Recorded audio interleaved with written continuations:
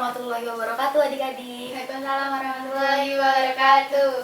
Perkenalkan, nama kakak Vina Widya Putri. Kalian bisa panggil kakak Vina. Sekarang kakak lagi sekolah di Fakultas Kedokteran Gigi Universitas Muhammadiyah Semarang. Nah, kali ini kakak akan melaksanakan pelatihan dokter gigi kecil untuk adik-adik semua, yang nanti diharapkan adik-adik bisa menjadi contoh untuk teman-teman yang lainnya, sehingga adik-adik bisa mendorong mereka dan mengajak mereka untuk berupaya dalam menjaga dan meningkatkan kesehatan gigi dan mulut mereka. Kemudian diharapkan juga nantinya adik-adik bisa berperan aktif dalam upaya kampanye kesehatan, baik yang itu dilaksanakan oleh guru maupun oleh petugas kesehatan yang lainnya. Nah, sebelum kita memulai pelatihan dokter gigi kecil pada hari ini, kakak akan memberikan soal terlebih dahulu untuk mengetahui sejauh mana sih pengetahuan adik-adik mengenai kesehatan gigi dan mulut itu sendiri. Ini untuk Nadira, Alia.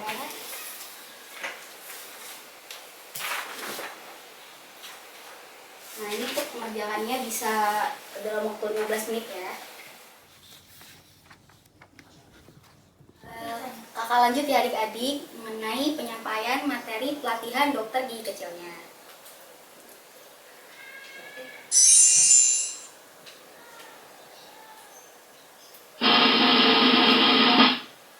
Ini kakak akan menjelaskan mengenai anatomi rongga mulut. Sebelumnya adik-adik udah tahu belum apa itu anatomi? Udah. Apa? Udah. Apa itu anatomi? Bagian dari tubuh. Ya, anatomi merupakan bagian dari struktur yang ada di tubuh kita. Karena kali ini kakak akan membicarakan mengenai rongga mulut, maka di sini kakak akan menjelaskan mengenai apa aja sih bagian dari rongga mulut. Nah, yang pertama yaitu ada bibir atas dan bibir bawah. Kemudian gusi, ada gusi atas dan gusi pada gigi rahang bawah juga. Kemudian ada gigi ada di rahang atas dan rahang bawah juga. Dan yang terakhir yaitu lidah. Sampai sini ada yang ingin bertanya? Tidak. Lanjut ya. Selanjutnya itu macam gigi dan fungsinya. Nah, sebelumnya adik-adik udah tahu belum gigi itu ada berapa macam? Tiga. Apa aja? Geram, seri, sama Gigi apa? apa yang Ya, gigi taring. Nah, kali ini kakak jelaskan ya. Tadi benar apa yang sudah dikatakan adik-adik. Ada 3 macam gigi. Yang pertama yaitu gigi seri, yang biasanya di depan kalau misalnya kita senyum kelihatan. Kemudian gigi taring, yang dia ada bagian tajam di ujung mahkotanya. Kemudian yang terakhir yaitu ada gigi geraham yang biasanya kita gunakan untuk mengunyah di bagian belakang. Nah, apa aja sih fungsinya? Yang pertama yaitu gigi seri, yaitu untuk memotong makanan. Kemudian yang kedua yaitu gigi taring untuk merobek makanan. Dan yang terakhir yaitu ada gigi geraham, yaitu untuk mengunyah makanan. Nah, selain untuk memotong, merobek, dan mengunyah makanan, secara keseluruhan gigi itu juga punya fungsi lain loh adik-adik. Yang pertama yaitu untuk membantu dalam hal pengucapan atau berbicara, seperti huruf F, S, V, T. Coba deh adik-adik nyebutin huruf itu tanpa menyentuh gigi. Huruf T, bisa nggak? Nggak bisa kan? Iya, makanya itu gigi itu juga penting. Kemudian yang kedua yaitu untuk membentuk wajah sehingga berpenampilan baik, sehingga kita tuh bisa lebih percaya diri. Coba deh adik-adik lihat misalnya kakek atau nenek yang giginya udah julang, pasti kan wajahnya lebih peot kan. Nah, oleh karena itulah gigi juga penting untuk membentuk wajah sehingga kita dapat lebih berpenampilan lebih baik. Kemudian yang ketiga yaitu untuk membantu dalam proses pencernaan makanan, sehingga gigi ini berpengaruh pada kesehatan tubuh kita secara keseluruhan. Loh, kenapa kak? Kok bisa sih? Iya, karena kan makanan itu pasti pertama kali akan diolah terlebih dahulu di dalam rongga mulut, dihaluskan dulu. Bayangin kalau misalnya kita nggak punya gigi, pasti ntar organ tubuh yang lainnya yang berperan dalam proses pencernaan makanan pasti kan kerja juga lebih berat kan, kayak lambung, usus. Oleh karena itu kalau misalkan kerjanya lebih berat pasti kan bisa menimbulkan penyakit yang lainnya. Nah, oleh karena itu gigi sangat berperan penting untuk ketiga fungsi tadi. Apa aja? Yang pertama yaitu membantu dalam berbicara, kemudian membentuk wajah sehingga berpenampilan baik, dan yang terakhir yaitu membantu dalam proses pencernaan makanan. Nah, lanjut ya. Gitu. Nah, di sini yaitu kakak akan menampilkan video mengenai pertumbuhan gigi keliki. Bentar ya. Pertumbuhan gigi. Gigi susu terdiri daripada 8 batang gigi kancil, Ini maksudnya gigi 4 seri ya. batang gigi taring, dan 8 batang gigi geraham. Nah, selanjutnya itu kakak akan menjelaskan mengenai bahwasannya tiap orang itu mempunyai gigi susu atau gigi sulung dan gigi permanen atau gigi tetapnya. Nah, untuk gigi susu itu sendiri yaitu mulai tumbuh dari usia kita saat 6 bulan pada saat masih bayi sampai usia 3 tahun. Nah, untuk jumlah gigi susu itu sendiri itu ada 20. Bentar ya. Nah, ini yaitu ada 4 gigi seri di rahang bawah dan 4 gigi seri di rahang atasnya. Berarti jumlahnya berapa? 8. Kemudian ada 2 gigi taring di rahang bawahnya dan 2 gigi taring di rahang atasnya. Berarti jumlahnya 4. Kemudian yang terakhir yaitu gigi geraham yang jumlahnya ada 4 di rahang bawah, 1, 2, 3, 4 dan 4 di rahang atas. Berarti totalnya ada 8. berarti jumlahnya berupa 20. jumlah 20.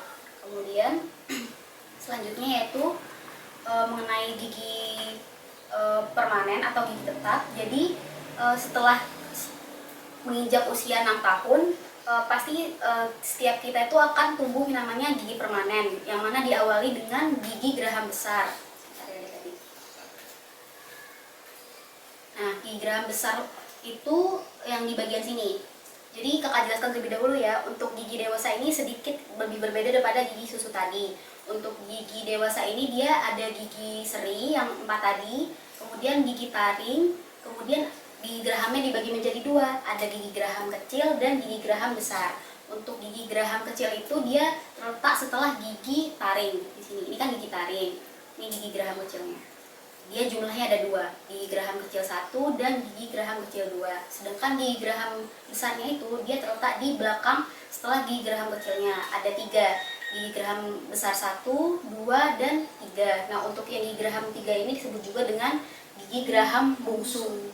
Karena dia paling munculnya itu paling terakhir sebenarnya. Kemudian kan kalau gigi susu tadi kan kalau misalkan dia tanggal dia masih bisa digantikan oleh gigi permanen. Sedangkan kalau gigi permanen ini kalau udah tanggal dia nggak ada penggantinya. Nah, oleh karena itulah gigi itu penting untuk dijaga kesehatannya. Kita lanjut ya ke anatomi gigi. Sebelumnya adik-adik udah tahu belum bagian dari gigi itu apa aja? Enggak tahu. Belum ya. Nah, di sini kakak bagi menjadi 2, yaitu yang pertama ada mahkota gigi, yaitu bagian gigi yang terlihat di atas gusi. Kemudian yang kedua yaitu ada akar gigi, yaitu bagian gigi yang dia tuh tenggelam atau berada di dalam gusi. Nah, kemudian di sini kakak bagi lagi ada beberapa lapisan yang kakak bagi menjadi 5 nomor. Yang pertama yaitu ada enamel, kedua dentin di sini. Enamel itu bagian paling kuat ya. Kemudian ada kedua dentin, dia agak sedikit lebih kurang kuat daripada enamel. Kemudian yang ketiga di sini ada pulpa. Nah, pulpa itu merupakan ruangan yang di dalamnya ini terdapat saraf dan pembuluh darah. Nah, oleh karena itulah kalau misalkan gigi kita berlubang nih, kita bisa merasakan sakit karena di dalam gigi kita terdapat yang namanya pulpa, dan yang dalam isinya itu ada saraf dan pembuluh darah. Kemudian yang terakhir itu yang warna merah ini itu gusi. Sampai sini ada yang ingin ditanyakan? Tidak. Kita lanjut ya. Hai kawan, tahukah kalian apa saja makanan yang baik dan kurang baik untuk kesehatan gigi?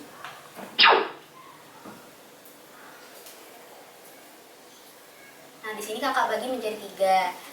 Yang pertama yaitu sayur-sayuran. Yang kedua Hasil hewani. dan yang terakhir yaitu Buah-buahan. buah-buahan.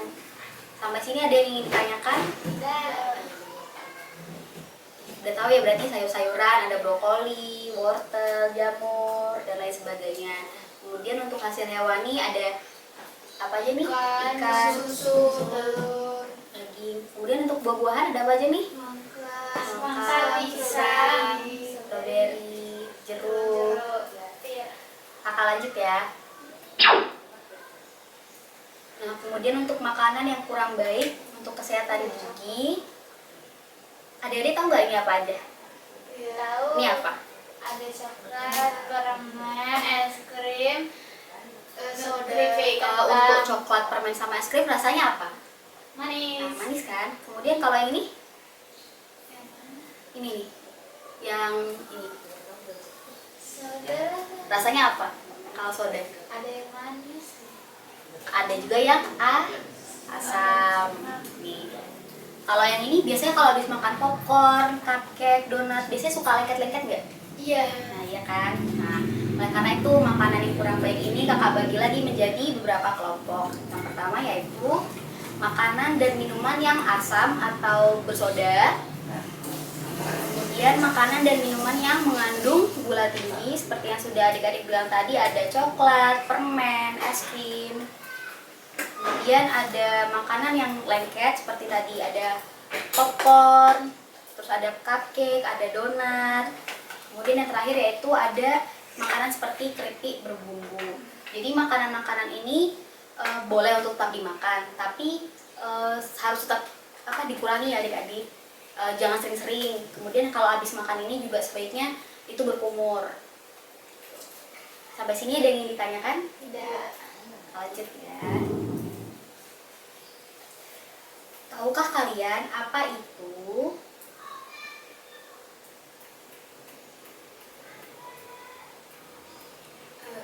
gigi berlubang? Ada yang tahu nggak apa itu gigi berlubang? Oke, jadi kakak jelasin sedikit ya. Jadi gigi berlubang itu merupakan kondisi di mana gigi itu mengalami kerusakan berupa terkikisnya bagian lapisan gigi tadi yang sudah kak jelaskan tadi. Ada apa aja? Enamel, dentin. Nah, oleh karena jadi yang terkikis itu yang si enamel sama dentinnya.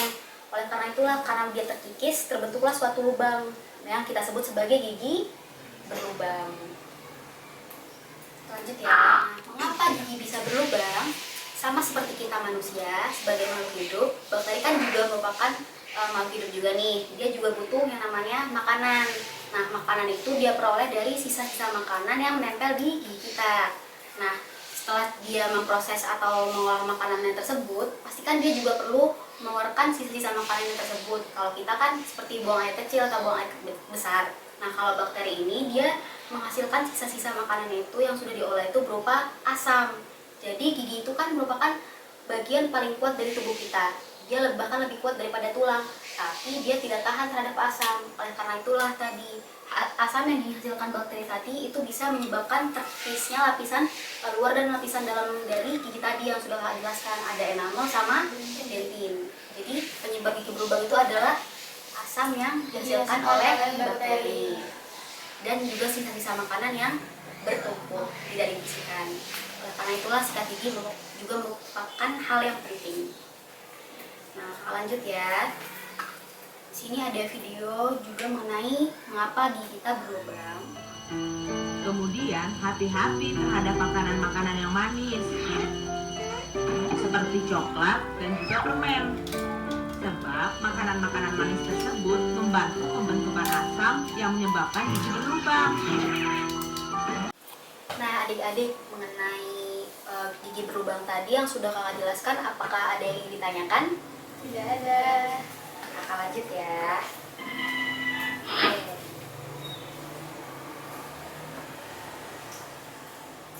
Aku tidak ingin mempunyai gigi berlubang, tapi aku tidak tahu caranya. Hai kawan, aku tahu caranya, yaitu dengan mengikat gigi dengan baik dan benar 2 kali sehari, pagi setelah sarapan dan malam sebelum tidur. Jangan lupa juga dengan gigi untuk membersihkan sela-sela gigi. Setelah makan, jangan lupa untuk berkumur ya. Nah, selanjutnya kakak akan menjelaskan cara mengikat gigi yang baik dan benar. Nah, pertama-tama kita siapkan dulu sikat gigi dengan bulu yang lembut dan pasta gigi yang mengandung fluoride. Nah, apa sih itu fluoride? Jadi fluoride merupakan mineral yang sudah banyak tersimpan di alam, baik itu di tanah, air, maupun makanan yang kita konsumsi sehari-hari seperti kentang, alpukat, bayam, di udang maupun kepiting. Nah, fluoride ini dia dapat mencegah terjadinya gigi berlubang, kemudian dia juga dapat memperkuat struktur gigi di enamel maupun dentin. Kemudian dia juga dapat mencegah pertumbuhan bakteri yang merugikan pada rongga mulut. Oleh karena itulah fluoride ini sering ditambahkan ke produk-produk kesehatan gigi seperti pasta gigi ataupun obat kumur atau larutan kumur lainnya. Pada tahu kan itu obat kumur atau larutan kumur? Ya, selanjutnya kita letakkan pasta giginya yang hanya seukuran kacang polong seperti ini. Nah, jadi adik-adik, banyaknya pasta gigi yang dituangkan ke atas bulu sikat gigi itu hanya sebesar kacang polong saja. Itu yang disarankan. Sedangkan kalau misalkan kita lihat di TV-TV kan pasti ke seluruh permukaan bulu sikat giginya kan. Nah, itu sebenarnya salah. Yang benar hanya sebesar kacang polong. Nah, kita lanjut ya untuk cara mengikatnya. Nih, yang pertama yaitu letakkan bulu sikat gigi pada permukaan gigi, kemudian kita miringkan ke arah gusi seperti gambar yang ini. Yang pertama.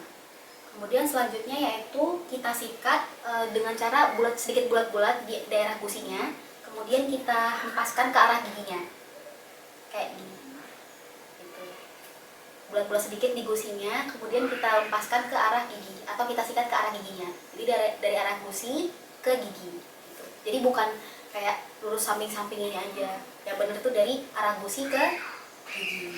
Kemudian yang kedua yaitu sikat permukaan gigi bagian luar yang bagian samping ini yang ketutup sama pipi. Itu dengan gerakan maju mundur tapi secara perlahan-lahan atau dengan lembut. Jangan terlalu kasar. Kemudian lakukan hal tersebut hingga seluruh permukaan gigi yang bagian luar itu di bagian samping ini sudah disikat, benar-benar bersih. Kemudian selanjutnya itu sikat pada permukaan gigi bagian dalam, jadi yang dekat sama lidah. Di sini samping-sampingnya itu seperti gambar nomor 3 dengan cara meletakkan bulu sikat giginya ke arah gusi sama seperti tadi yang mengikat di bagian depan ini. Kemudian dari arah gusi itu kita sikat sedikit dengan arah gerakan bulat-bulat atau sedikit gerakan maju mundur. Kemudian kita keluarkan ke arah giginya seperti nomor 3 itu. Di samping ini kita arah ke gusi terus ini naikkan ke atas ke arah giginya. Kemudian selanjutnya yaitu yang terakhir di nomor 4 untuk mengikat permukaan dalam dari gigi bagian depan, yaitu gigi bagian atas maupun bagian bawahnya, itu kita arahkan sikat giginya tuh tegak lurus. Kemudian kita sikat dengan arah atau gerakan naik turun, tapi perlahan-lahan. Nanti takutnya kalau misalnya keras-keras kena ke lidahnya. Kemudian selanjutnya yang terakhir yaitu kita sikat pada permukaan gigi yang biasa kita gunakan untuk mengunyah dengan gerakan maju mundur sampai menyentuh ke gigi bagian belakangnya. Tapi jangan terlalu keras juga, takutnya nanti kena pipinya, jadi takutnya bisa berdarah. Kemudian selanjutnya setelah kita selesai mengikat gigi ini, disarankan juga untuk berkumur, kemudian kita keluarkan, jangan ditelan. Nah, kalau untuk videonya kalian bisa nggak perlihatkan seperti ini. Ini yang sebesar kacang polong. Nah, dimiringkan ke arah gusi.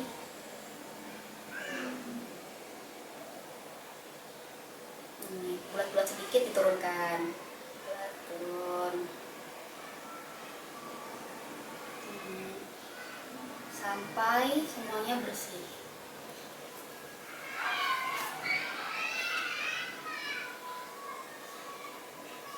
Nah, ini yang biasa kita gunakan untuk mengunyah. Bisa sedikit bulat-bulat atau dengan gerakan maju mundur sampai menyentuh ke gigi belakang. Nah, ini untuk yang gigi depan tadi, sikat giginya diarahkan dengan tegak lurus.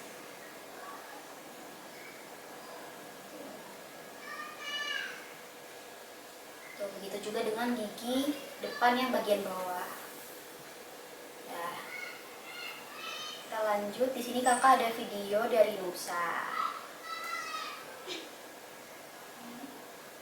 Nah, ini kakak juga ada catatan lain nih mengenai cara mengikat gigi yang baik dan benar tadi. Nah, yang pertama yaitu jangan lupa untuk mengikat juga bagian lidah dari bagian belakang ke bagian ujung lidahnya ke depan. Gitu. karena kan lidah juga merupakan tempat yang baik untuk perkembangbiakan si bakteri yang ada di rongga mulut. Kemudian waktu untuk menyikat gigi secara keseluruhan yaitu 2-3 menit, dan jangan terburu-buru, karena kalau misalkan kita terburu-buru kan nanti yang ada permukaan giginya tuh terkikis, kemudian juga gusinya jadi turun, jadi jelek kan kelihatannya. Kemudian sikat gigi juga menggunakan bulu sikat yang lembut dan pasta gigi yang hanya sebesar kacang polong. Kita lanjut ya. Nah, sebenarnya sikat gigi saja itu tidak cukup. Kan pasti kan ada makanan yang suka lengket nih di sela-sela gigi. Nah, oleh karena itu kita memerlukan yang namanya benang gigi atau dental floss, ya pintar. Nah, untuk cara menggunakan benang giginya yang pertama yaitu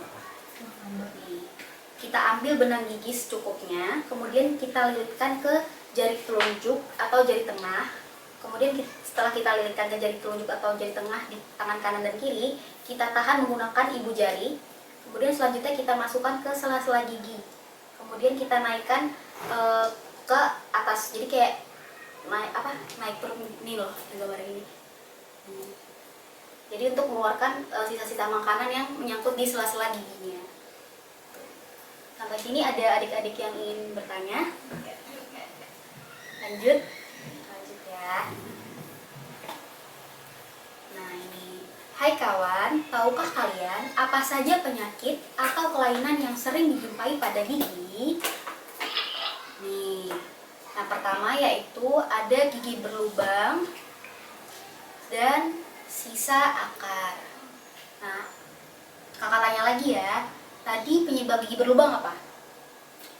Makanan yang tidak sehat Terus apa lagi tadi? Asam yang dihasilkan oleh bakteri. Nah, di sini kakak jadiin satu gigi berlubang dan sisa akar. Jadi sebenarnya kalau sisa akar ini merupakan perkembangan dari gigi berlubang, tetapi dia sudah mencapai mahkotanya itu udah hilang, jadi tinggal akar giginya aja. Oleh karena itulah dia disebut dengan sisa akar. Kemudian yang ini gigi berlubang. Kalau gigi berlubang itu dia mahkota giginya masih ada. Nih kakak lingkarin ya. Yang ini gigi berlubang, ini mahkotanya masih ada. Tuh. Terus yang ininya, yang udah nggak ada mahkota giginya lagi, tinggal akarnya, itu namanya sisa akar. Nah, sampai sini ada yang mau ditanyakan? Tidak ada kok. Oke, lanjut. Selanjutnya itu gigi goyang. Jadi penyebab gigi goyang itu ada dua. Tadi kan sebelumnya di awal Kak udah menjelaskan nih kalau misalkan gigi susu itu nantinya akan digantikan oleh gigi tetap atau gigi permanen. Nah, oleh karena itulah dalam proses penggantiannya itu nih bisa dilihat di pojok kiri ini. Tuh, gigi susunya itu dia mengalami seperti diserap atau dihancurkan akarnya. Oleh karena itulah dia bisa goyang tuh di gambar ini. Kemudian yang satu lagi itu penyebabnya dikarenakan menumpuknya sisa-sisa makanan dan bakteri yang ada di sela-sela gigi. Tuh bisa lihat nih, ada karangnya. Nah, gara-gara ada karang itu kan dia menyebabkan gusinya itu jadi bengkak. Kemudian dia juga mudah berdarah. Nah, gara-gara itu juga bisa lihat nih, perlekatan gusinya ke giginya itu mulai lepas perlahan-lahan. Oleh karena itulah giginya bisa goyang. Tuh. Makanya itu kita perlu menjaga kesehatan gigi dan mulut kita. Kalau enggak nanti giginya tanggal, nggak ada penggantinya. Sampai sini ada yang ingin ditanyakan? Tidak ada. Oke. Nah ini ya kakak lingkarin, yang ini yang goyang. Sama yang ini, yang dua itu ada karang giginya. Selanjutnya itu gigi sundulan atau bertumpuk. Nah ini, apa sih penyebab gigi kesundulan atau bertumpuk itu?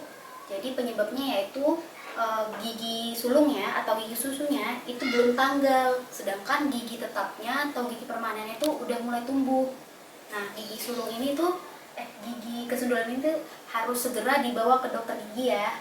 Kalau enggak nanti dia bisa menyebabkan penumpukan makanan karena makanan mudah menyangkut di sela-selanya. Kemudian dia juga bisa menyebabkan pertumbuhan dari gigi tetapnya itu terganggu karena kan ruangnya diambil sama gigi susunya. Gigi susunya masih ada. Bisa lihat ya, ini yang kakak lingkarin. Ini gigi gerahamnya bertumpuk atau kesundulan. Kemudian ini gigi seringnya kesundulan, ini di bawah. Sampai sini ada yang ingin ditanyakan? Tidak ada.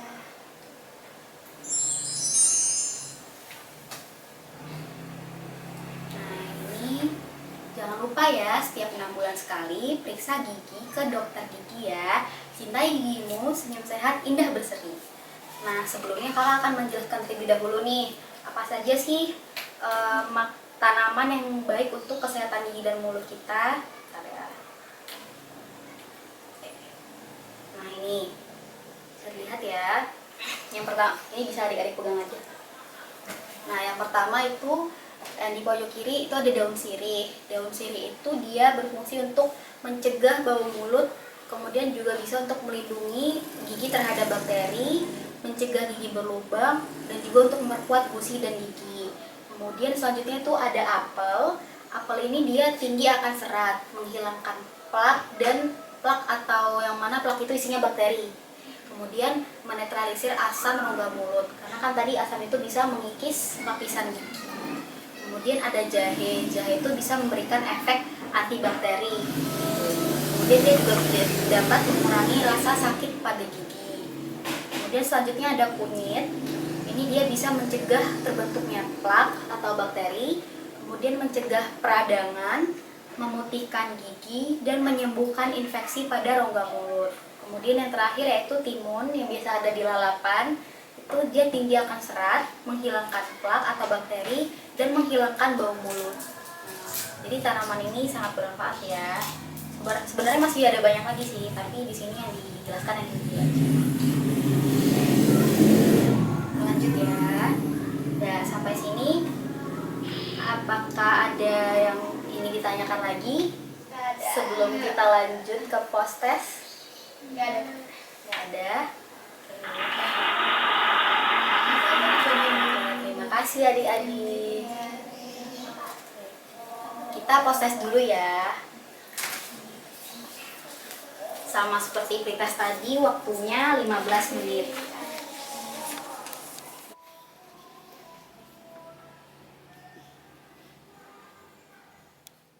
Udah selesai ya adik-adik? Ya. Terima kasih adik-adik. Nah terakhir kakak akan memberikan buku untuk dokter gigi kecilnya, karena adik-adik sudah menyelesaikan pemaparan materi tadi. Sebelumnya kakak akan menjelaskan juga mengenai penggunaan bukunya. Bisa dilihat dulu ya. Bisa dilihat juga dari layarnya. Nih. Nah, di sini bisa adik-adik tulis untuk nama dari adik-adik sendiri. Kemudian di sini ada hasil pemeriksaan gigi dan mulut. Nah, di sini kan ada tabel-tabelnya nih. Jadi tuh nanti adik-adik bisa melakukan pemeriksaan ke 10 temannya. Nih ada 1, 2, 3, 4, 5. Kemudian di sini juga ada 5. Nah, selanjutnya di tabel selanjutnya itu ada hasil pemeriksaan gigi berlubangnya. Nah, di sini adik-adik bisa baca di bagian keterangannya ya. Di sini dituliskan bahwa nanti tuh di bagian biodata adik-adik bisa menuliskan nama, kemudian jenis kelamin dan umur dari teman adik-adik yang akan adik periksa. Kemudian di bagian hasil pemeriksaannya nanti adik-adik bisa menempelkan stikernya. Nah, stikernya itu nanti ada di halaman belakang, bisa lihat ya di bagian ini.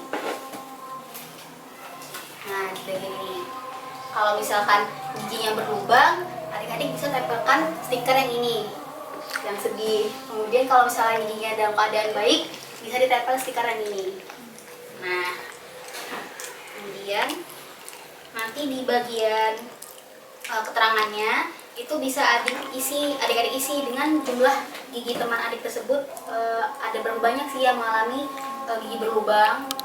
Tapi kalau misalkan nggak ada yang berlubang, dikosongin aja. Lanjut ya. Sampai sini ada yang mau ditanyakan tidak? Lanjut.